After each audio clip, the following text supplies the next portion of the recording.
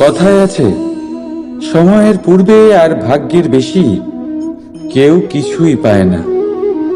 এবার এর মানে কি এটাই যে আপনি শুধুমাত্র সময়ের অপেক্ষা করবেন, সবকিছু নিজের ভাগ্যের উপর আর কপালের উপরে ছেড়ে দেবেন, নিজে কিছুই করবেন না?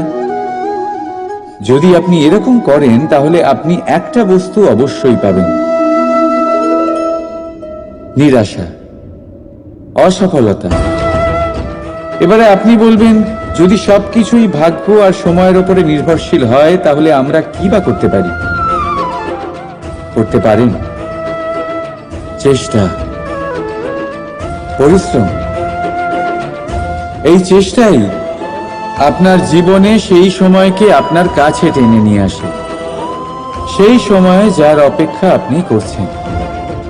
আর এই ভাগ্য তার সামনেই নত হয় যে সর্বদা পরিশ্রম করতে থাকে। রাধা রাধা। সংসারে সমস্ত জায়গায় এই ব্যবসা চলতে থাকে। কিছু পাওয়ার জন্য কিছু দিতে হয়, লাভের জন্য কিছু বিনিয়োগ করতে হয়। যদি কারোর অনুভূতি জানতে হয় তাহলে নিজের অনুভূতিকে ব্যয় করতেই হবে। এবার দেখুন না, কারোর আসল চেহারা যদি জানতে হয় তাকে স্বাধীনতা দিয়ে দেখুন। যদি কারোর মনের শুদ্ধতা জানতে হয় তাহলে তাকে ঋণ দিন। যদি কারোর গুণ জানতে হয় তাহলে তার সাথে একসঙ্গে বসে ভোজন করুন। যদি কারোর ধৈর্যের পরীক্ষা নিতে হয় তাহলে তাকে তার প্রিয় কাজ করতে বারণ করে দেখুন। যদি কারোর ভালো দিক জানতে হয় তাহলে তার থেকে পরামর্শ নিয়ে দেখুন। এক অনুভূতির বদলে অন্য এক অনুভূতি বিনিময় করতে হয়।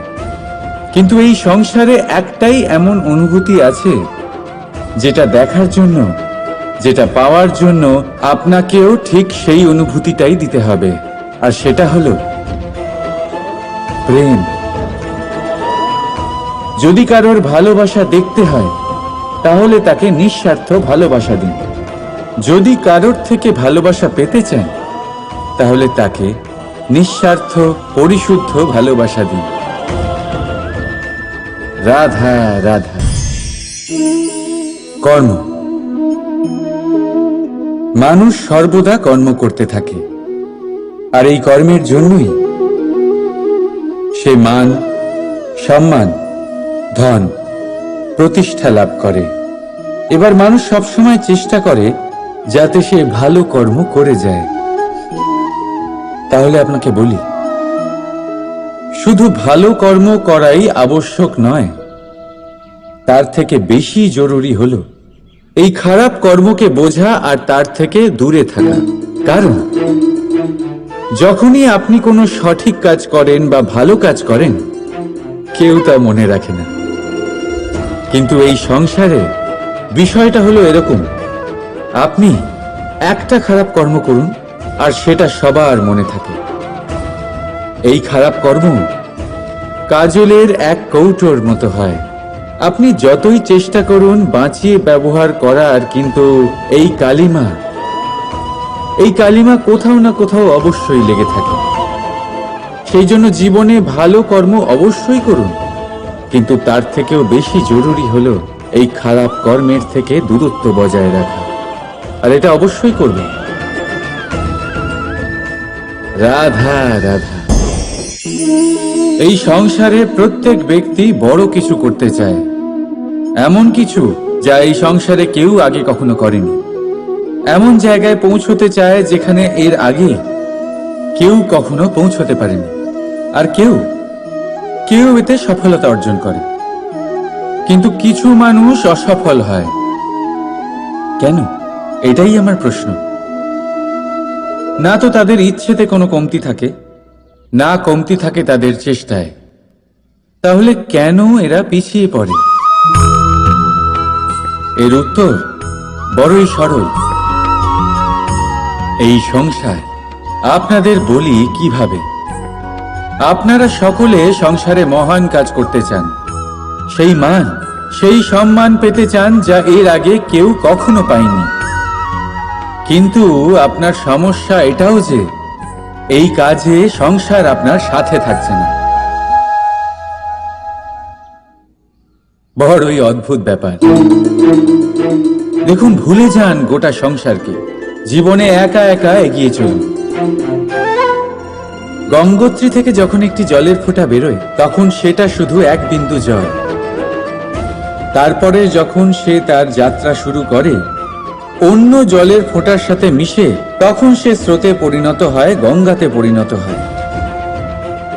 যদি আপনি জীবনে এগোতে চান তাহলে একলা এগোতে শিখুন, নির্ভীক হয়ে, সাহসের সাথে, ধনাত্মক চিন্তা নিয়ে জীবনে এগিয়ে চলুন, একা এগিয়ে চলুন। আর দেখবেন সেই মান, সেই সম্মান আপনার জন্যই অপেক্ষা করে আছে। রাধা রাধা। না, তারপর একজন জ্ঞানী ব্যক্তি ওনাকে বললেন যে আপনার জামা কাপড়ের যে রং সেটা বিপদকে আমন্ত্রণ জানাচ্ছে, এই জামা কাপড়গুলিকে পাল্টে ফেলুন। উনি সেগুলো পাল্টে ফেললেন, তাও সমস্যার সমাধান হলো না।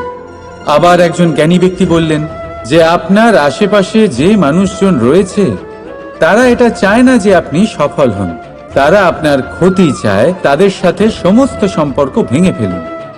তো উনি সম্পর্ক ভেঙে ফেললেন, কিন্তু তাতেও ওনার জীবনে কোনো পরিবর্তন এলো না। তার মানে তিনি বাড়ি পাল্টালেন, জামা কাপড় পাল্টালেন, সম্পর্ক পাল্টালেন, যেটা পাল্টালেন না তা হলো স্বভাব। এই যে স্বভাব, এটা অত্যন্ত গুরুত্বপূর্ণ। এই স্বভাবই আপনার ব্যক্তিত্ব তৈরি করে। তাই নিজের স্বভাব শুধরে ফেলুন, তাতে ভালো পরিবর্তন আনুন, সবকিছু ভালোই হবে।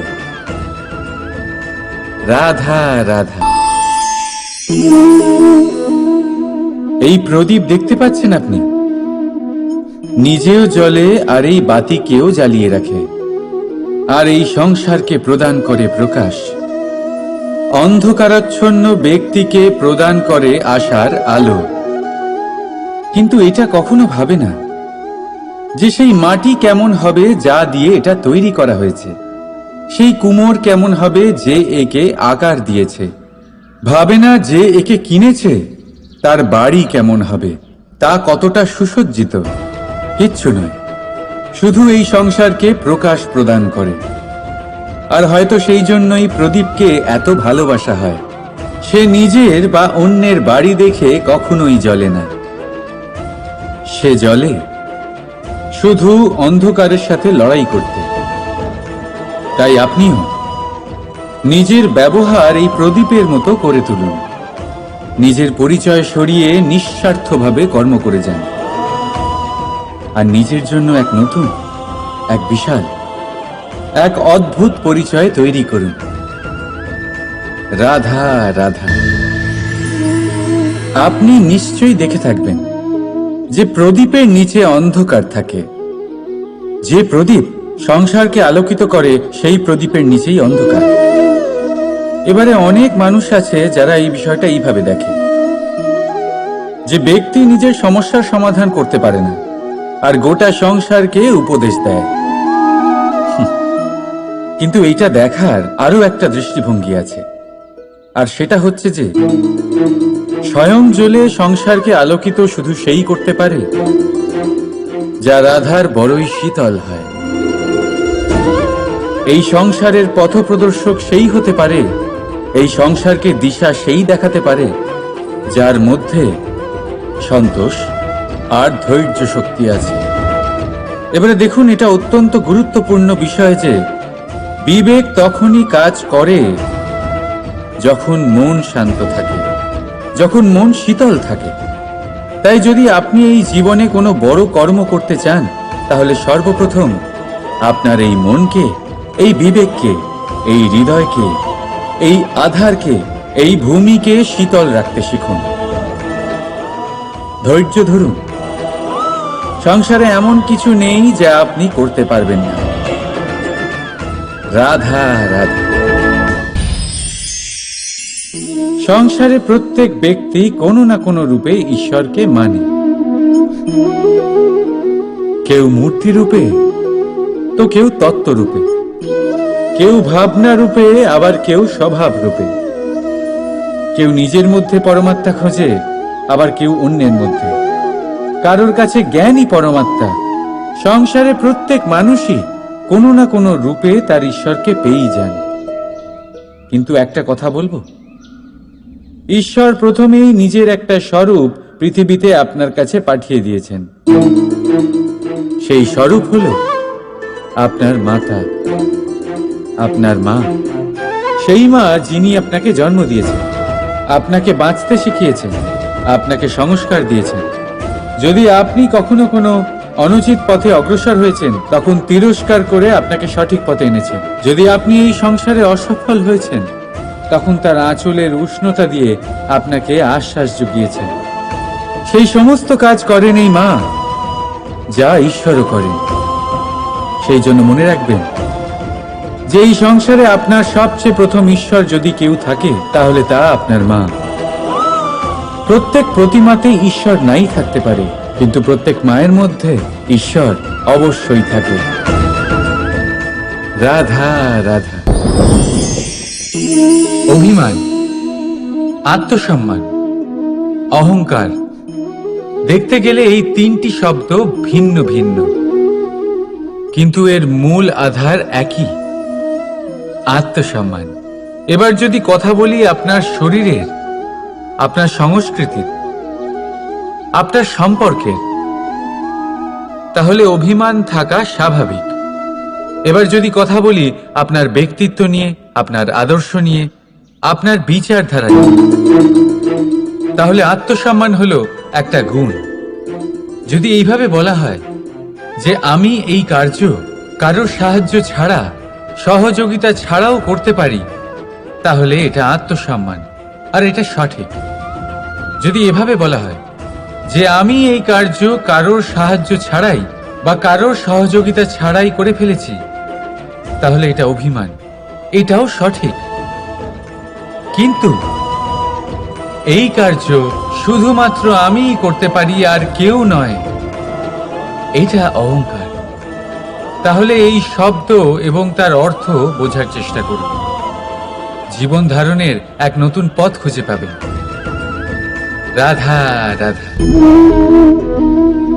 ক্রোধ, লোকে বলে যে এই ক্রোধ পাপেরই মূল। কিন্তু সত্যি কি এই ক্রোধ পাপের মূল?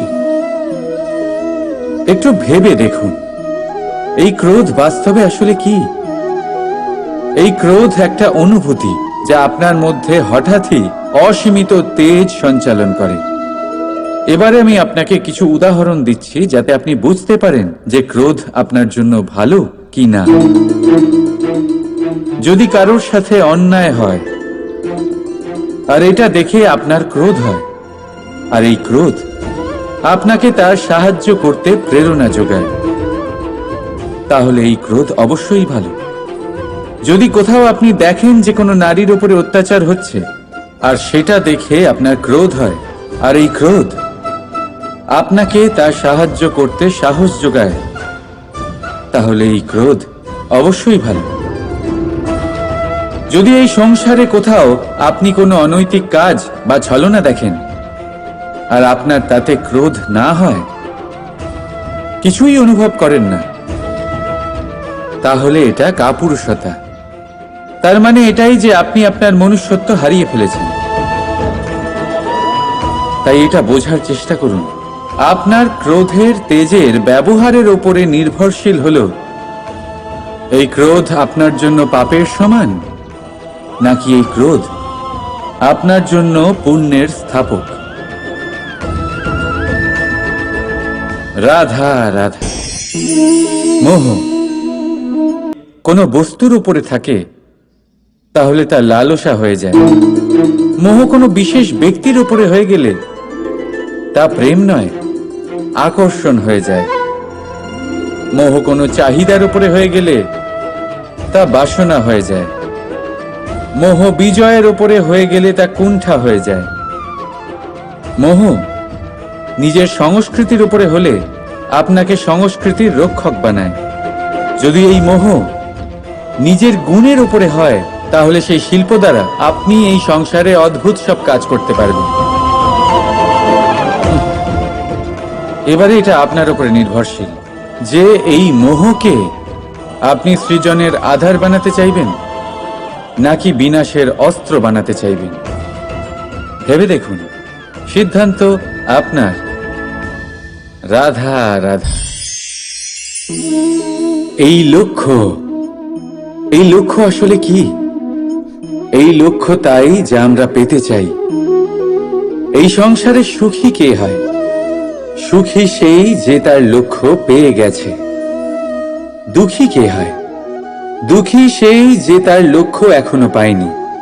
এবারে প্রশ্ন এখন এটাই যে লক্ষ্য সবাই পেতে চায়, লক্ষ্য পাওয়ার জন্য সবাই প্রাণপণ চেষ্টাও করে, তাহলে সবাই তাদের লক্ষ্যে পৌঁছতে পারে না কেন?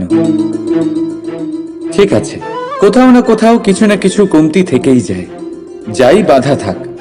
আজকে আমি আপনাকে একটা উপায় বলবো এই লক্ষ্য পাওয়ার জন্য। একটা কাগজ নিন, তাতে একটা চিহ্ন বানান, সেটাই হবে আপনার লক্ষ্য। এবারে সেই লক্ষ্যে পৌঁছানোর একটা পথ বানান। এবারে এই যাত্রাকে ভিন্ন ভিন্ন ভাগে বিভাজন করে দিন। এবারে এটা হলো আপনার পরিকল্পনা। এবার এই পরিকল্পনা ক্রমানুসারে আপনি পালন করতে থাকুন, এটাই হবে আপনার চেষ্টা। এবার এইভাবে যদি আপনি চেষ্টা করতে থাকেন, যাই আপনার কল্পনা হোক না কেন তা বাস্তব অবশ্যই হবে। তাহলে এই কল্পনাকে বাস্তবে রূপান্তরিত করুন। এইভাবেই নিজের পরিকল্পনা পালন করতে থাকুন। আপনার যাই কল্পনা থাকুক বা যাই লক্ষ্য থাকুক, তা বাস্তবে পরিণত হয়ে আপনার হাতে অবশ্যই আসবে। রাধা রাধা। প্রত্যেকের জন্য আলাদা আলাদা। কারোর জন্য এই সময় ভালো, আবার কারোর জন্য এই সময়ই খারাপ। এক্ষুনি এই মুহূর্তে কারোর মুখে সফলতার আলো রয়েছে, আবার কারোর মুখে অসফলতার নিরাশা। এটা কেন? কেন এই সময় কারোর জন্য শ্রেষ্ঠ, আবার কেন তা কাউকে নিরাশ করে? এটার উত্তর হলো আপনার চিন্তা, আপনার কর্ম। যেমন আপনার চিন্তাধারা তেমন আপনার কর্ম, আর তেমনই হবে আপনার এই সময়। আপনি জীবনে সুখ তখনই পাবেন যখন আপনি কারোর মুখে আশার আলো এনে দেবেন। আপনি আনন্দ তখনই পাবেন যখন আপনি কাউকে খুশি করবেন। হ্যাঁ, এটা ঠিক যে কাউকে খুশি করা সব সময় আপনার হাতে নেই, কিন্তু আপনার হাতে এটা অবশ্যই আছে যে আপনি কাউকে দুঃখ না দেন, কাউকে নিরাশ না করেন। আর কোনো ব্যক্তিকে দুঃখ না দেওয়ার এই চেষ্টাও আপনার কর্মই বটে। আর এই শুভ কর্মের ফল আপনাকে প্রকৃতি অবশ্যই দেবে। তাই মনে রাখবেন, ভালো সময় তারই আসে যে কখনো কারোর খারাপ চায় না। রাধা রাধা। লোকে বলে মানুষ নিজের ভবিষ্যৎ জন্ম থেকেই লিখিয়ে আনে, অর্থাৎ এখানে এই কপালে। ভাগ্য দেবতা আমাদের সমস্ত উত্থান, সমস্ত পতনের হিসেব সবটা লিখে দেন। কিন্তু কপালে কেন, পায়ে নয় কেন? যদি পায়ে লেখা হয় তাহলে আমরা পড়তে পারবো, যদি কপালে লেখা হয় আমরা ছাড়া বাকি সবাই পড়তে পারবে। এবারে আমাদের কপাল এখানে তাই প্রতিফলিত হয় যা আমাদের মস্তিষ্কে আছে, আর মস্তিষ্কে থাকে আমাদের ভাবনা। তাই এই ভাবনার ধনাত্মক হওয়া অত্যন্ত জরুরি। এতে বিকাশের জন্য স্থান রাখুন, এতে সবাইকে একসাথে নিয়ে চলার ভাবনা রাখুন, আর বিশ্বাস করুন আপনার মস্তিষ্কের এই ভাবনা সাফল্য রূপে আপনার কপালে অবশ্যই লিখিত হবে। কারণ আপনার ভাবনাই সত্য হয়ে আপনার জীবনে আসে। রাধা রাধা। সে আপনার জীবনের সেই মুহূর্তই আছে যা আপনার হাতে আছে, অন্য কিছুই নয়। আপনার হাতে আছে আপনার কর্ম। যে জীবনে দুর্ভাগ্যে হতাশ হয় না, যে অসফলতার জন্য ভেঙে পড়ে না, সেই এই জীবনে বিজয়ী হয়। বলুন, যখন আপনার জীবনে কিছুই ছিল না, কি করেছিলেন? পরিশ্রম করেছিলেন, লড়াই করেছিলেন, আর সেই সব কিছু পেয়েছেন যা পেতে চেয়েছিলেন। তাহলে আজ সব পাওয়ার পর ভয় কিসের? সেই সব জিনিস কি আপনাকে পরিশ্রম করার থেকে আটকায়? না। সেই জন্য নিজের হাতের রেখায় কখনো নিজের পথ খুঁজবেন না, কারণ এই সংসারে যাদের হাতই নেই, তারাও নিশ্চিতভাবে তাদের নিজের পথ নিজেই বানিয়ে নেয়। তাহলে আপনার কি নিয়ে চিন্তা? রাধা রাধা।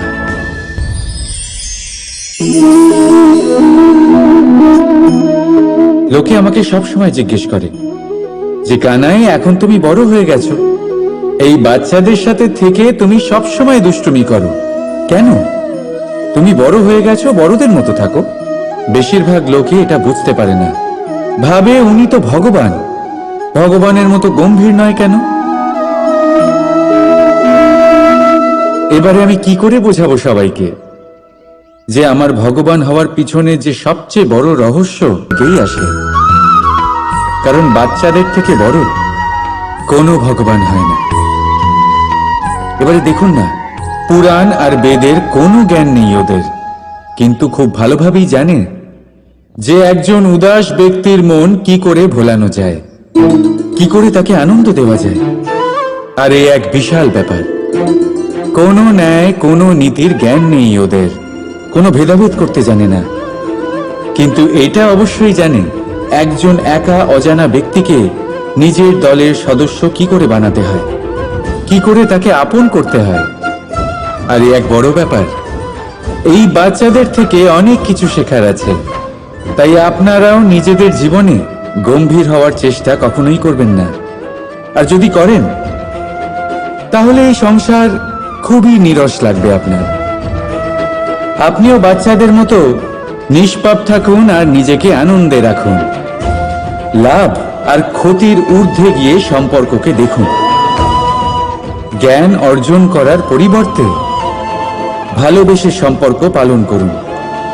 আপনি নিজেই বুঝে যাবেন যে এই সংসার কতটা সুন্দর। রাধা রাধা। দেখতে গেলে মানুষ এই সময়ের হাতের খেলনা। কখনো আমাদের সময় ভালো হয়, আবার কখনো খারাপ। কেউ সময় আসার প্রতীক্ষা করে, আবার কেউ সময় যাওয়ার প্রতীক্ষা করে। কিন্তু এই সময় কারোর হাতে ধরা দেয় না। এই সময় যা কেউ দেখতে পায় না, এটা সবাইকে সবকিছু দেখিয়ে যায়। দেখিয়ে যায় যে আপন কে আর পর কে, আমাদের শুভাকাঙ্ক্ষীকে আর ক্ষতি কে চায়, আমাদের মিত্রকে আর আমাদের শত্রুকে। এই সময় আপনাকে দেখায় যে আপনি কতটা শক্তিশালী, সেই সময় আপনাকে দেখিয়ে যাবে আপনি কতটা দুর্বল। এই সময় সব কিছু দেখিয়ে যায়। তাই এই সময় যা এতটা শক্তিশালী, তা আমরা নষ্ট কেন করি? ভেবে দেখুন। এবারে উঠুন আর এই সময়ের সম্পূর্ণ ব্যবহার করুন। এই সময়ের সদ্ব্যবহার করুন, কারণ এই সময়কে ব্যবহার করাটাই আপনার হাতে রয়েছে, আর কিচ্ছু না। আর এই সময় একবার বয়ে গেলে তখন যাই করুন না কেন, কখনো ফেরত আসবে না। সময়ের সদ্ব্যবহার করুন আর সবার মধ্যে আনন্দ ছড়ান। আর আসুন আমার সাথে ভালোবেসে বলুন, রাধা রাধা। এই পদ্ম ফুল দেখতে পাচ্ছেন? এর অভ্যেস হলো জলস্তরের ওপরে ভাসা। সেই জন্য জলাশয়ের জলস্তর যখন বৃদ্ধি পায়, এই যে ফুলের কাণ্ড দেখছেন, সেটাও বাড়তে থাকে, যাতে এই ফুল জলস্তরের ওপরে থাকে। কিন্তু যখন সেই জলাশয়ে জলস্তর নামতে থাকে, সেই কাণ্ড নিজেকে ছোট করতে পারে না, আর এই ফুল নিজের ভারে নিজেই ভেঙে পড়ে। এবার এটা আমাদের সাথেও হয়। সময়ের সাথে আমরা জীবনে যত সাফল্য পাই, আমাদের জীবনের স্তর বাড়তে থাকে। আর যখন আমাদের সংস্থান কমতে থাকে, আমরা সেই জীবন স্তর ছাড়তে পারি না, আর শেষ পর্যন্ত সেই জীবন স্তরের কারণেই ভারাক্রান্ত হয়ে শেষ হয়ে যায়। সেই জন্য যদি কিছু রাখতে হয়, তাহলে তা হলো দৃষ্টিভঙ্গি। সাধারণভাবে জীবন যাপন করতে শিখুন। সময়ের চক্রও আপনাকে মাত দিতে পারবে না। রাধা রাধা। অনেক সময় আমাদের মনেই ভাবনা আসে যে আমাদের নিরীহ স্বভাবের সুযোগ নিয়ে এই সংসারের মানুষ শুধু আমাদের দুঃখই দেয়।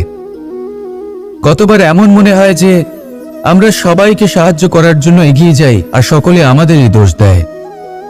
অনেক সময় এমন মনে হয় যে আমরা শুধুই সৎকর্ম করি, সকলের ভালো চাই, কিন্তু সকলে আমাদেরই বিষয়ে খারাপ কথা বলতে থাকে। দুঃখ হয়, কিন্তু আমাদের এটা ভেবে দেখা উচিত যে মানুষ আম গাছের গায়ে পাথর ছোড়ে, শাল গাছের গায়ে পাথর কেন ছোড়ে না? কারণ এই আম গাছে পাওয়া যায় মিষ্টি এবং সুস্বাদু ফল। অন্যদিকে শাল গাছ থেকে আমরা কি পাই? শুধুই কাঠ। তাই যদি আপনাকে কেউ কথা শোনায়, আপনাকে কোনো কিছুতে বাধ্য করার চেষ্টা করে, আপনার বিষয়ে অনুচিত কথা বলে, তাহলে নিশ্চয়ই আপনার মধ্যে এমন বিশেষ কিছু আছে যা তাদের মধ্যে নেই। নিজের মধ্যে আত্মবিশ্বাস বাড়িয়ে তুলুন, ধন্যাত্মক ভাব আনুন, সৎকর্ম করতে থাকুন। কোনো কটুতা এই মনে প্রবেশ করতে দেবেন না। এই মন সুপ্রসন্ন হয়ে বলবে, রাধা রাধা। খুব সুন্দর একটা কাহিনী আছে। একবার এক ব্যক্তি নিজের অসফলতার জন্য ত্রস্ত হয়ে সময় দেবতার তপস্যা করতে বারবার জয়ী হন, আর আমি চিরকাল পরাজিত হয়ে থাকি। কেন এত পরিশ্রম করা সত্ত্বেও আমি সাফল্য লাভ করতে পারি না?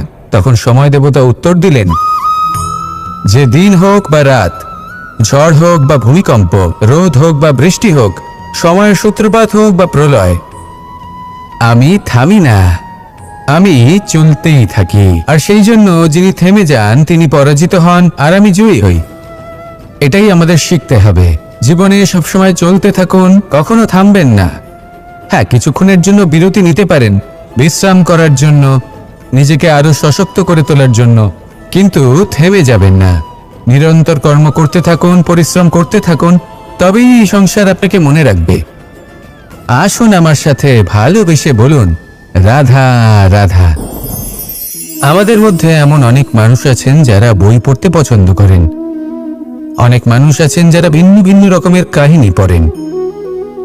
এবার পড়তে পড়তে মাঝে এমন একটা অধ্যায় অবশ্যই আসে যা আমাদের হৃদয় স্পর্শ করে যায়।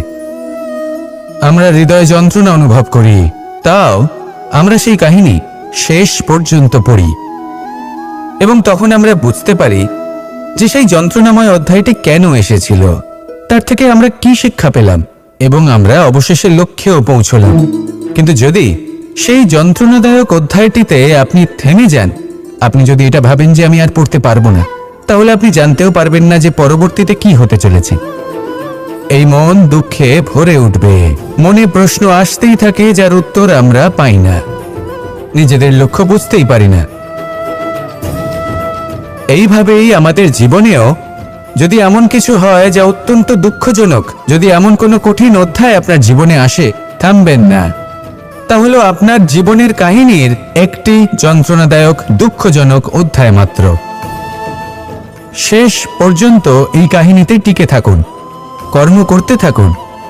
আপনি বুঝতে পেরে যাবেন যে এই কঠিন পরিস্থিতি আপনার জীবনে কেন এসেছিল। আপনি শিক্ষাও লাভ করবেন এবং লক্ষ্যও লাভ করবেন। আসুন আমার সাথে ভালোবেসে বলুন, রাধা রাধা। সমুদ্র মন্থনের সময় দুই ধরনের রত্ন লাভ করা হয়েছিল। প্রথম হলাহল, যার প্রভাব থেকে এই সমস্ত সংসারের জীবের প্রাণ বাঁচানোর জন্য মহাদেব তাকে নিজের কণ্ঠে ধারণ করে নিয়েছিলেন। আর দ্বিতীয় অমৃত, যেটা কিঞ্চিত পরিমাণ মাত্রায় পাওয়া গেছিল। কখনো কখনো জীবনে এমন কোনো বস্তু যা আপনি প্রয়োজনের থেকেও অনেক বেশি মাত্রায় ভোগের জন্য লাভ করে থাকেন, তা আপনার জন্য বিষ প্রমাণিত হতে পারে। যেমন জল, প্রয়োজনের থেকে অনেক বেশি মাত্রায় যদি এই জল আসে তাহলে আপনার প্রাণ কাটতে পারে। কিন্তু পরিশ্রমের পরে এক পাত্র শীতল জল দ্বারা আপনি যদি স্নান করে নেন তাহলে তা আপনার শরীরের জন্য অমৃত হবে। পরিশ্রম করার পরে যদি আপনার শরীর এক পাত্র খাবার লাভ করে তাহলে তা আপনার শরীরের জন্য অমৃত। কিন্তু যদি কোনো পরিশ্রম না করেই আপনি দিনরাত শুধুই খাবার গ্রহণ করতে থাকেন তাহলে আপনার কাছে তা বিষ সমান। বিষ এবং অমৃত গ্রহণ করাটা আপনার উপরে নির্ভর করছে। কোনো বস্তু আপনার পক্ষে বিষও হতে পারে, আবার অমৃতও হতে পারে। নির্ভর করছে যে আপনি সেটা কিভাবে ব্যবহার করছেন, কতটা মাত্রায় ব্যবহার করছেন। আসুন আমার সাথে ভালোবেসে বলুন, রাধা রাধা। এবার এই পুরুষার্থের বিষয়ে আপনারা অবশ্যই শুনেছেন, মুখ্য, চতুর্থ পুরুষার্থ। আপনারা কি জানেন এই মুখ্য আসলে কি? ধর্ম, অর্থ, কামনার পালন করতে করতে মৃত্যু লাভ করা, এটাই কি মোক্ষ? না, মোক্ষ হলো সেটাই যা জন্ম এবং মৃত্যুর ঊর্ধ্বে। প্রত্যেক ব্যক্তি, প্রত্যেক জীবই সংসারে কোনো না কোনো বিশেষ প্রয়োজনে আসে।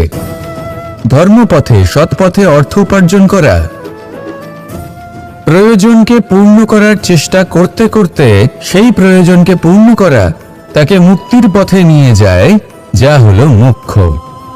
যদি এই মোক্ষ লাভ না হয় তাহলে মানুষ জন্ম এবং মৃত্যুর এই চক্রে বারবার ফিরে আসবে। তাই নিঃস্বার্থভাবে সদ্ভাব নিয়ে কর্ম করুন, সকলকে ভালোবাসুন, আর আমার সাথে বলুন, রাধা রাধা। ইচ্ছে বড়ই বিচিত্র জিনিস। এই ইচ্ছে যদি তা পূর্ণ না হয় তাহলে তা ক্রোধকে জন্ম দেয়, যদি তা পূর্ণ হয় তাহলে লোভকে জন্ম দেয়, যদি সময়ের মধ্যে পূর্ণ না হয় তাহলে শোককে জন্ম দেয়, আর যদি সময়ের পূর্বেই পূর্ণ হয়ে যায় তাহলে অহংকারকে জন্ম দেয়। সকলের ইচ্ছে থাকে, আপনারও অবশ্যই থাকবে, তা অবশ্যই পূরণ করবেন। কিন্তু একটা কথা মনে রাখবেন, আপনার এই জীবন, এটা কোনোভাবেই আপনার ইচ্ছে পূরণ করার মাধ্যম নয়। এ হলো ধৈর্য সাধনের এক মাধ্যম, নিয়ন্ত্রণ করার এক মাধ্যম। নিয়ন্ত্রণ নিজের কামনার উপর, নিজের ইচ্ছের উপর, নিজের আবেগের উপর।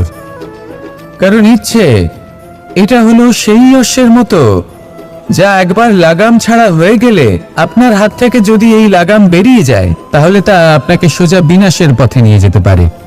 কিন্তু যদি আপনি একে নিয়ন্ত্রণ করতে পারেন তাহলে এটা আপনাকে সাফল্যের শিখরে অবশ্যই পৌঁছে দিতে পারে।